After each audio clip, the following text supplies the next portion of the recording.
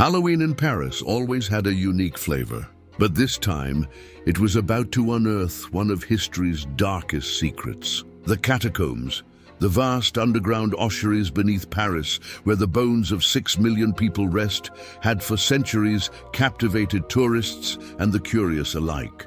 I'm Elara, a vlogger who investigates urban legends and lost histories. My team and I decided to venture into the deepest, most forbidden sections of the catacombs on Halloween night.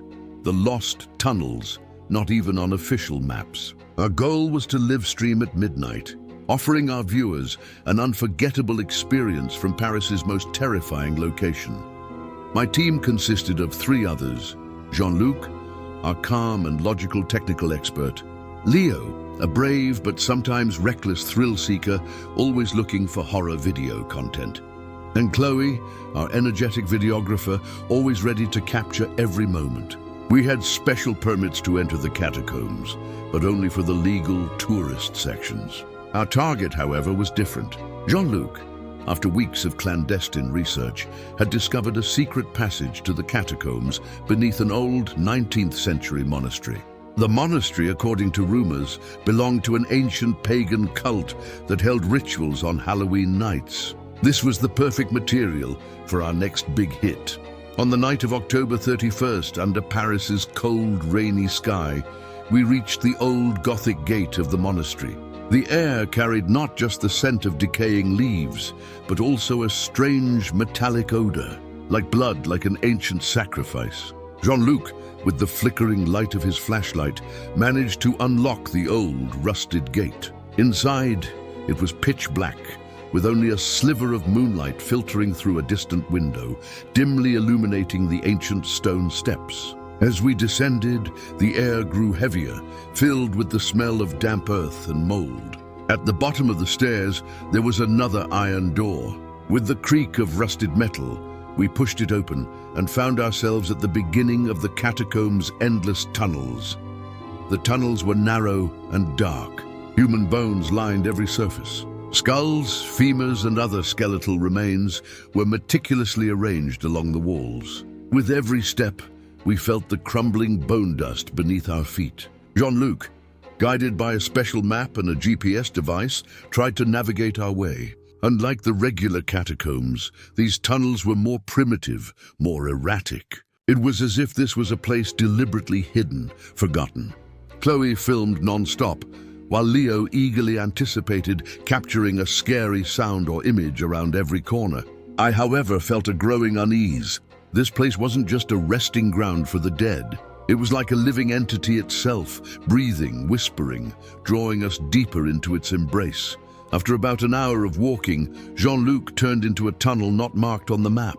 "This is it," he whispered, his voice muffled by the tunnel walls. "The Lost Tunnels. A group of archaeologists entered here last in the 1920s and never came out." Leo's eyes lit up. "This is it. Exactly what we're looking for." Chloe clutched her camera tighter. I felt a thrill mixed with growing fear. The tunnel narrowed, the air grew heavier. The bones on the walls seemed to reach out to us. At one point, I noticed strange symbols carved into the tunnel floor. These were the symbols of the ancient pagan cult Jean-Luc had mentioned. The symbols glowed with a faint flickering light from our flashlights, as if emanating a dark energy. Leo reached out to touch a symbol, but Jean-Luc stopped him. "Don't touch it. You might awaken something we don't understand." Just then, a piercing scream echoed from the tunnel ahead. We all froze. The sound resembled a human scream, but it also had a supernatural quality, agonizing yet menacing. "What was that?" Chloe whispered, her voice trembling. The excitement had vanished from Leo's face, replaced by pure terror. Jean-Luc looked at his GPS device. "The device is going crazy," he said, his voice a mix of bewilderment and fear. "We're losing our position." The lights in our headlamps flickered, then died out completely. We were plunged into utter darkness. Panic gripped us. "Flashlights! Everyone turn on your flashlights," I yelled. But our flashlights weren't working either. We were left in complete darkness amidst the whispers of bones. Suddenly, the rustling of bones around us became audible. It was as if the skulls on the walls were moving. Then muffled sounds and murmurs from the depths of the tunnel seemed to approach us. It was a cold, bone-chilling whisper. "Join us! Join us!" Leo recoiled in horror. "No, stay away from me!" The figure lunged at Leo. Leo's scream echoed through the tunnel walls, then was abruptly cut short by a sickening thud. In the darkness, we heard Leo's lifeless body hit the ground. Had the figure taken Leo's soul? Chloe and I clung to each other in terror. Jean-Luc for a moment regained his composure. "The ritual!" he cried. The ritual from the grimoire. There must be a way to send it back. But the grimoire was back at the monastery. Returning was impossible. The figure was now moving towards us. The green glow in its eyes seemed ready to engulf me. Chloe collapsed, sobbing. "It's going to kill us," she cried. At that moment, a strange calm settled over me. A feeling beyond fear. This figure didn't just want to harm us. It was lonely. It had been trapped in these dark tunnels for centuries, and on Halloween night, it had found a chance to return. Perhaps there was a way to communicate with it.